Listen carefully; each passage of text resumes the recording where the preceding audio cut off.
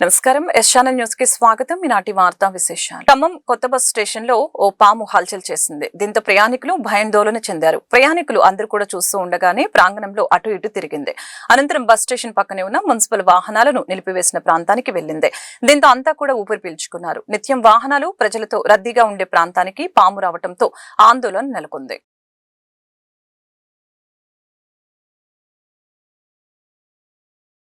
అక్రమ వసూళ్లకి పాల్పడుతున్న excise inspector Gundeti రాముతో పాటు అతనికి సహకరించిన ప్రభుత్వ ఉపాధ్యాయుడు జక్కని వేణును ఏసీపీ అధికారులు అరెస్టు చేశారు. వేములవాడ ఎస్హెచ్ఓగా ఉన్న సమయంలో ఓ బెల్లం వ్యాపారి నుంచి రాము పెద్ద మొత్తంలో లంచం డిమాండ్ చేశారు.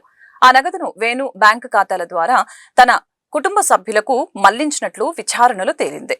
రాము నివాసంలో సోదాలు చేసిన అధికారులు 20 లక్షల నగదును స్వాధీనం చేసుకున్నారు. నిందితులిద్దరిని అదుపులోకి తీసుకుని కోర్టులో హాజరుపరిచారు.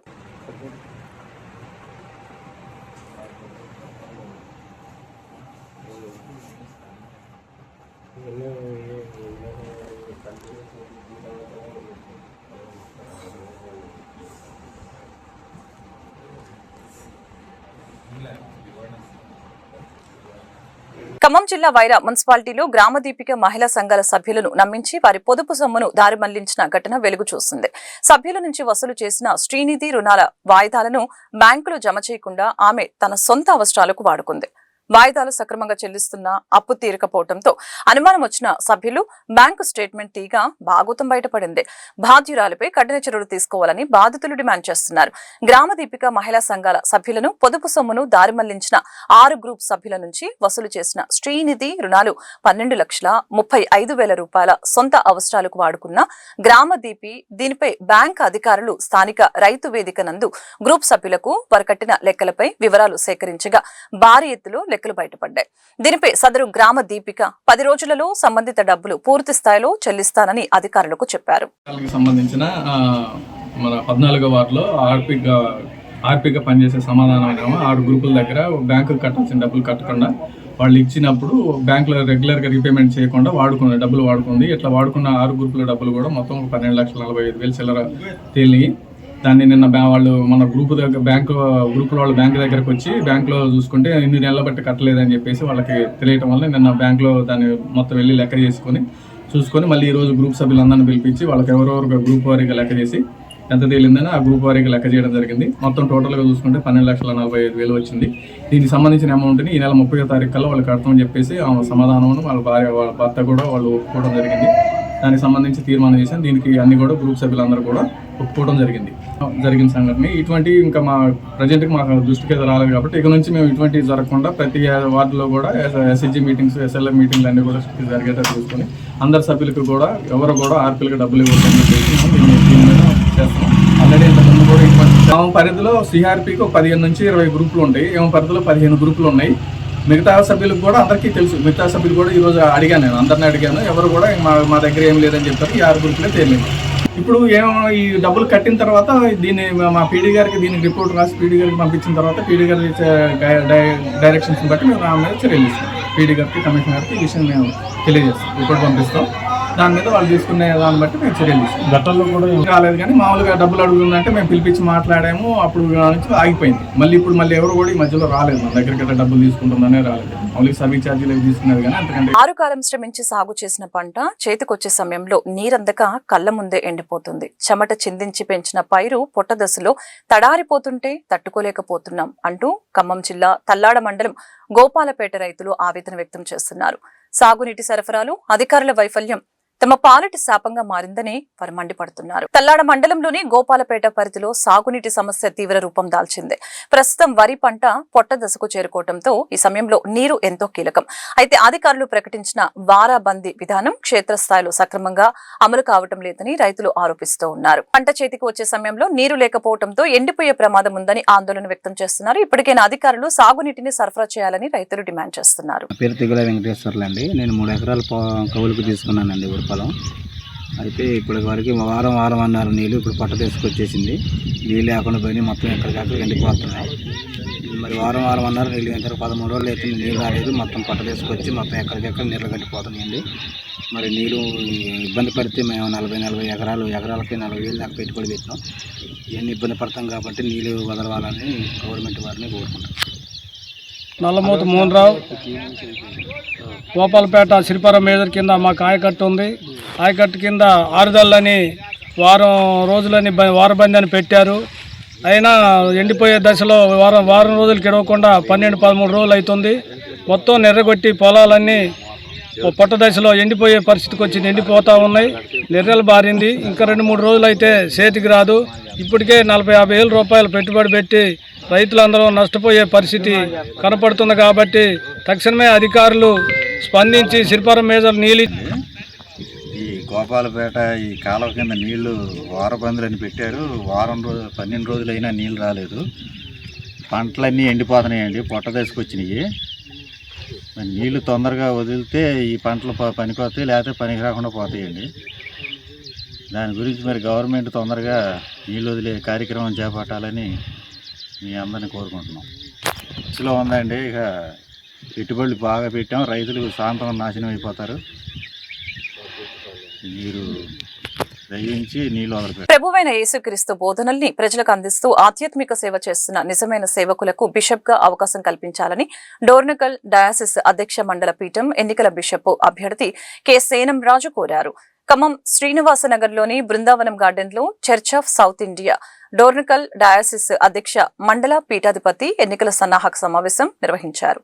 ఖమ్మం, భద్రాద్రి కొత్తగూడెం, సూర్యాపేట, మహబూబాబాద్, ఏపీ రాష్ట్రంలోని తూర్పుగోదావరి, పశ్చిమ గోదావరి జిల్లాల నుంచి డయాసిస్ లోని గ్రూప్ చైర్మన్లు, గ్రూపు కార్యదర్శులు, సభ్యులు 1000 మంది ప్రతినిధులు హాజరై పలు అంశాలపై చర్చించారు. మే 10న భద్రాద్రి కొత్తగూడెం జిల్లాలోని కొత్తగూడెం సెయింట్ ఆండ్రూస్ చర్చిలో డోర్నకల్ డయాసిస్ బిషప్ ఎన్నికలు జరుగుతాయని ఈ సందర్భంగా తెలియజేశారు. డయాసిస్ లో గతంలో జరిగిన పొరపాట్లను సమీక్షించుకుని భవిష్యత్తులో పునరావృతం కాకుండా సీనియర్ సంఘ కాపురులైన 4 అభ్యర్థులకి సభ్యులు తమ ఓటు వేసి అత్యధిక మెజారిటీతో గెలిపించాలని, డయాసిస్ అభివృద్ధికి కృషి చేయాలని కోరారు. అనంతరం 320 మంది సభ్యులు సేనంరాజు ప్యానెల్ కు మద్దతు ప్రకటిస్తూ తీర్మానం చేశారు. కార్యక్రమంలో 6 జిల్లాలకు చెందిన గ్రూప్ కార్యదర్శులు ఐజాక్ మల్లికార్జున్, ఆముదాల ప్రసాద్, ఈ కిషోరు, రితేష్ రెడ్డి, వేము కృష్ణ, నెమ్మాది నవీన్, స్వర్ణ ప్రేమలత, శాంతరాజ్యం గ్రూప్ సభ్యులు పాల్గొన్నారు. ప్రొఫెసర్ కేటీ విజయ్ కుమార్ 10వ బిషప్ రేక్ ఎన్నికల్లో ఒక ప్యానెల్గా ఏర్పడిన 4 మెన్ ప్యానెల్లో నేను ఒక సభ్యుని. సో సేనంరాజయ్య గారి ప్యానెల్లో మేమందరం కలిసి పోటీ చేస్తూ మే 20వ తారీఖు జరగనున్న ఎలక్షన్ గురించి ప్రేయర్ఫుల్గా సిద్ధపడడానికి గాను ఈ సన్నాహక సభను ఏర్పాటు చేయడం జరిగింది. అశేషమైన ప్రజలు మద్దతు తెలుపుతూ 1000 మంది పైగా వచ్చారు. ఇందులో 80% ఓటర్స్.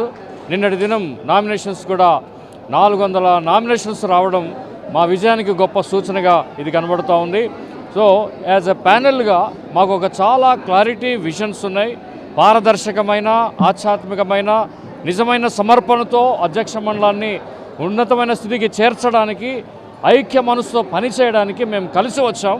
మాకు మద్దతు చెప్పడానికి దాదాపు 100 పైచిలకు గురువులు వచ్చిన ఈ యొక్క సభ జయప్రదం అవడాన్ని బట్టి సంతోషిస్తూ డోర్నకల్ అధ్యక్ష మండల డీసీ మెంబర్స్ అందరికీ, డైసన్ కౌన్సిల్ మెంబర్స్ అందరికీ కూడా నేను థ్యాంక్స్ చెప్తూ ఈ మద్దతుని, ఈ ప్రార్థన సహకారాన్ని అలాగే చివరి వరకు కొనసాగించాలని నేను ప్రేమపూర్వకంగా కోరుతున్నాను.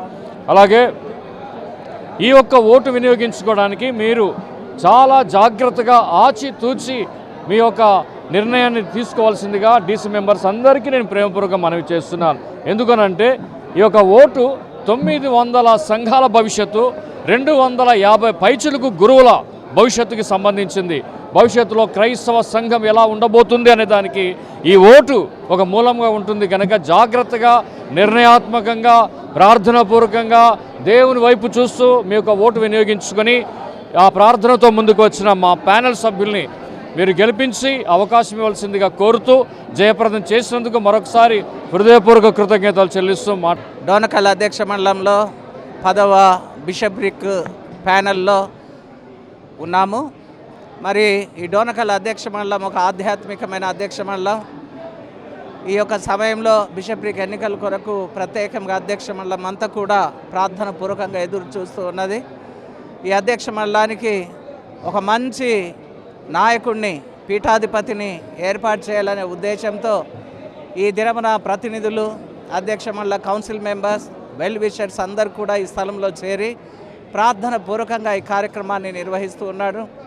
మరి అధ్యక్ష మండలంలో మేము అభివృద్ధికరమైన కార్యక్రమాలు చేయాలని ఆశపడుతూ ఉన్నాము. మరి నేను, కె సేనంరాజ్, కెటి విజయ్ కుమార్ అయ్య గారు, ఇజ్రాయెల్ రెడ్డి అయ్య గారు, జీజే కాంతారావు అయ్య గారు ఒక ప్యానెల్గా ఏర్పాటై ఈ దినమున ప్రత్యేకంగా అధ్యక్ష మండలంలో నీతి న్యాయమైన మంచి పరిపాలన అందించాలని గురువులు, సంఘములు, అధ్యక్ష మండలంలో ఉన్నటువంటి సభ్యులందరూ కూడా సంతోషించి ఆనందించేలాగా ఒక ఉన్నతమైనటువంటి రీతిలో మంచి పరిపాలన విధానాన్ని అధ్యక్ష మండలంకి అందించాలని ఈ దినమున మేము కూడుకొని ఉన్నాము.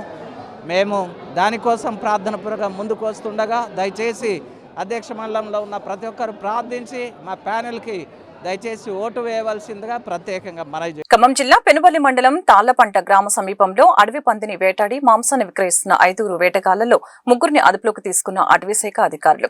రిగుండాల ప్రాజెక్టు పరిధిలోని జంతువులు వేసవి కాలంలో నీటి కోసం పంట పొలాలు, చేలల్లోకి వస్తూ ఉండటం గమనించిన వేటగాళ్లు కరెంటు తీగల ఉచ్చులు పెట్టి జంతువుల్ని వేటాడుతున్నారు. ఈ నేపథ్యంలో అడవి పందిని వేటాడి 60 కేజీల మాంసంను తాళ్లపెంట అటవీ ప్రాంతంలో విక్రయిస్తున్నారు. సమాచారం తెలుసుకున్న ఫారెస్ట్ రేంజ్ అధికారిని ఉమా సిబ్బంది హుటాహుటిన చేరుకుని 3 వేటగాళ్లని అదుపులోకి తీసుకున్నారు. 2 బైకులు, 2 సెల్ ఫోన్లు, 60 కేజీల మాంసం స్వాధీనం చేసుకుని 5 వేటగాళ్లపై కేసు నమోదు చేసి దర్యాప్తు చేస్తున్నామని అధికారులు తెలిపారు. ఈ వార్తలు ఇంతటితో సమాప్తం. మరొక బులెటిన్ మళ్ళీ కలుద్దాం. నమస్కారం.